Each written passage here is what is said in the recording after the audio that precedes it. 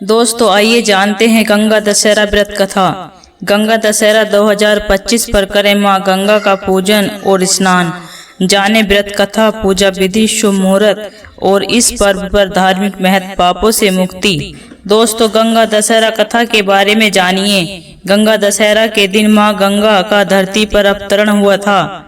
इस दिन मां गंगा स्नान, दान, पुण्य व व्रत का विशेष महत्व होता है। पौराणिक कथा के अनुसार राजा भगीरथ की तपस्या से गंगा का धरती पर आगमन हुआ था। गंगा दशहरा व्रत कथा। गंगा दशहरा के पावन पर्व पर जिनका महत्व मां गंगा की उपासना करने का है, उनका ही पुण्यकारी उनकी कथा का पाठ करना भी है। गंगा मैया के पृथ्वी पर आने से जुड़ी कथा सुनने मात्र से मनुष्य के सभी बुरे कर्मों का नाश हो जाता है और मन को अपार शांति मिलती है। तो चलिए मां गंगा से जुड़ी इस पावन कथा का रहस्य सुनते हैं। प्राचीन काल में अयोध्या में सगर नाम के राजा राज्य करते थे। उनकी केसनी व सुमति नाम की 2 रानियां थी।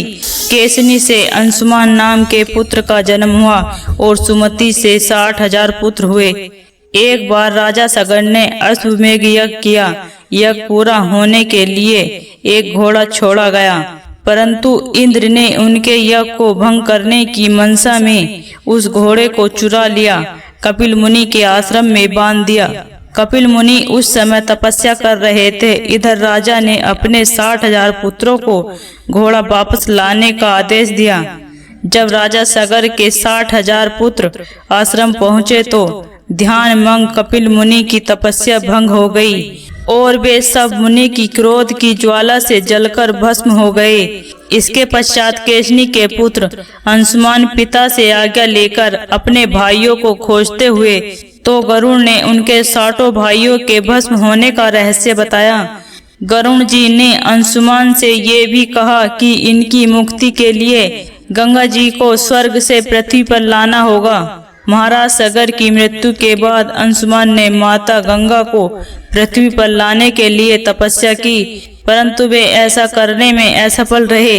इसके पश्चात उनके पुत्र दिलीप ने भी तपस्या की, परंतु वे भी गंगा जी को पृथ्वी पर न ला सके। अंत में दिलीप के पुत्र भगीरथ ने गंगा जी को धरती पर लाने के लिए कठोर तपस्या की।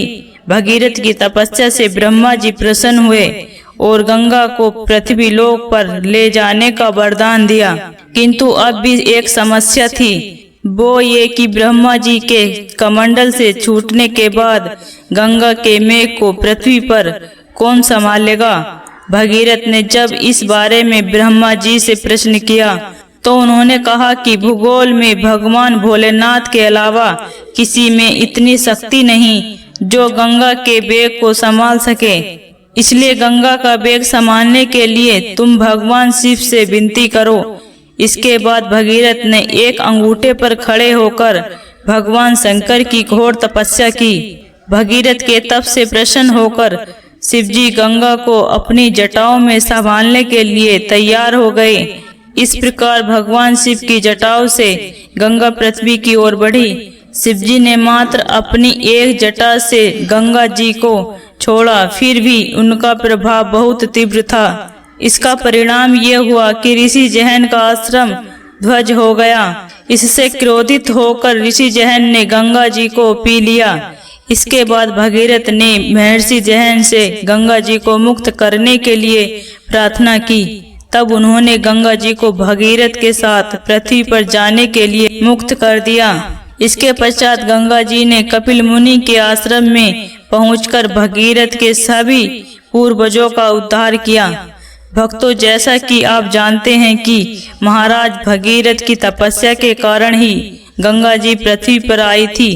इस कारण उन्हें भगीरथी कहा जाता है। वही ऋषि जैन के उदर से निकलने के कारण गंगा मां जाह्नवी नाम से जानी जाती है। भक्तों, ये थी गंगा दशहरा की व्रत कथा व अनुष्ठा के बारे में जानकारी।